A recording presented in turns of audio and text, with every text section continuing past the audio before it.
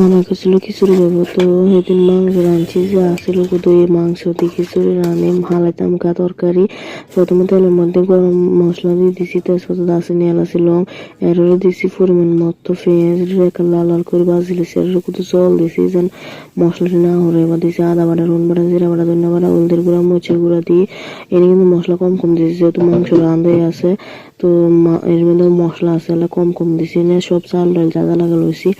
এদিকে মশলা কষানোর পরে মুগ ডালটাকে ভালো করে ভাজা ভাজা করলে কিলেতে কাঁচা এররে এবার মাফি চাল আর ডাল দিয়ে দিতেছি আতপ চাল আর মশারির ডাল মাফি দিয়েছি যেহেতু জলটা মাফি দিয়ে মেললে।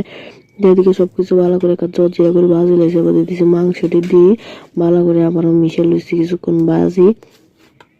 এবার দিয়ে দিম গরম জল এনে পরিমাপ মতো দিছি দিয়ে লাড়ি সারি এবার দমে বয়ে দিম এনে পেঁয়াজ আর টমেটোটাও দিয়ে দিম আর পরিমাণ মতো লবণটা চেক করে দিম।